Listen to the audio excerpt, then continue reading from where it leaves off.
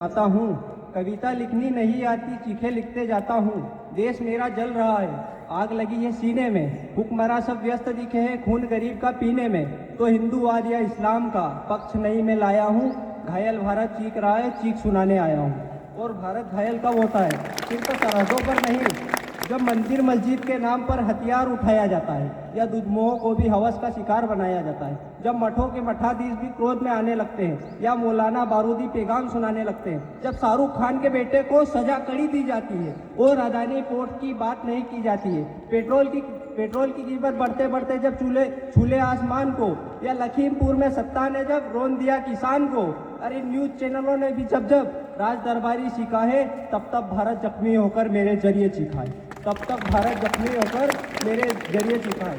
और भारत चीखता कब है सर? मुझे माफ़ करेंगे, जब भारत में 25 लाख लोग बिना छप्पर के सोते हैं, फिर भी दिल्ली हमारा नया संसद भवन तामील करती है, तब चीखता है भारत। जब सैनिकों की तनख्वाह पर टैक्स लगता है, और जब सांसदों की तनख्वाह पर टैक्स लगता है, और जब सैनिकों की तनख्वाह पर टैक्स लगता है और सांसदों की तनख्वाह पर कोई टैक्स नहीं लगता, तब चीखता है भारत। मैं आपकी चीख को ललकार बनाना चाहता हूँ। और जवानी का मतलब क्या होता है, यूथ की डेफिनेशन क्या होती है, मैं आपको बताना चाहता हूँ।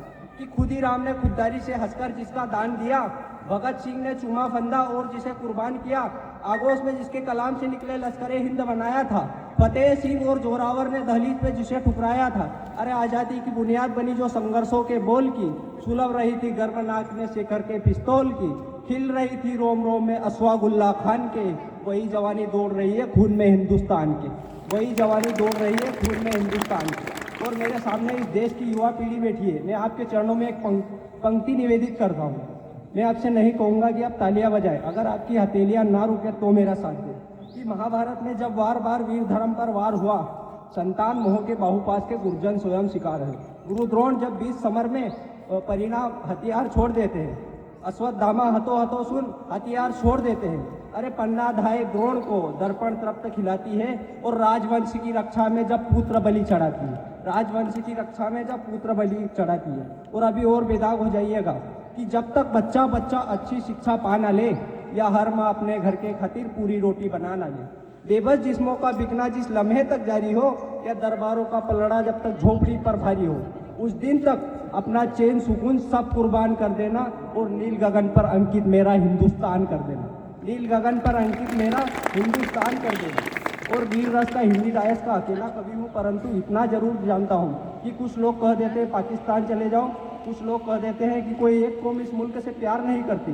तो एक भारत माँ का बेटा ये बात बोल रहा है कि पुराण में लिखा है कि पानी की कमी हो और नमाज अदा करनी हो, आप उसके पहले इस वतन की मिट्टी से वजू कर ले तो नमाज कबूल है। और आज़ादी का ऑथेंटिक इतिहास है, इतिहास के पन्ने पलटिएगा तब जाकर के अल्लामा इकबाल ने लिखा कि यूनानो विश्व रोमा सब मिट गए जहाँ से, कुछ बात तो है कि हस्ती मिट्टी नहीं हमारी, सदियों रहा था दुश्मन दोरे जहाँ हमारा। सचमुच सारे जहाँ से अच्छा, सचमुच सारे जहाँ से अच्छा हिंदू सीता हमारा। लेकिन आज एनसीईआरटी की पुस्तकें हमें पढ़ाती है कि मध्य रात्रि को 2 दस्तावेजों पर दस्तखत हुए और आज़ादी हमारे हक में आई थी। मुझे माफ़ करें, कभी उस तीर्थ पर जाकर माथा टेके, वहाँ अनुभव करें कि कितने प्रयासों के बाद, कितनी कुर्बानियों के बाद आज़ादी हमारे हक में आई थी। कि कतरा कतरा खून दिया था, दी जवानी जुनून दिया था, खड़े अंग्रेज माने नहीं तो गोलियों से भून दिया था। अरे गोलियों की गाल नहीं थे ना आवाज़ मदीनों की, खनखनाहट गूंजती थी सेल्यूलर में जंजीरों की। रात्रि जिसे मिली नहीं थी ना ही खरीदी पैसों से, सौदा लहू के मोल हुआ था भगत सिंह जैसों से। अरे माओ ने गोली खाई थी बेटे लटके फंदों पर, और आज़ादी की डोली उठी थी कुर्बानी के कंधों पर, आज़ादी की डोली उठी थी कुर्बानी के कंधों पर। जब मीठी बातें दरबारों के दर से वापस आई है, जब भूखी चीखें सांसदों के घर से वापस आई है, जब अदालतों के चक्कर लेते घिसती बूढ़ी लाटी है, दफ्तरों ने पेंशनों में हिस्सेदारी काटी है, जब जाकर के एक जवा को धार बनाया है, शब्दों को चिंगारी दे अंगार बनाया है। अरे मजदूरों के दामन का बिखरा टूटा ख्वाब लिखा है, और बागी कलब की नोक से हमने इक्कलाब लिखा है, बागी कलब की नोक से हमने इक्कलाब लिखा है।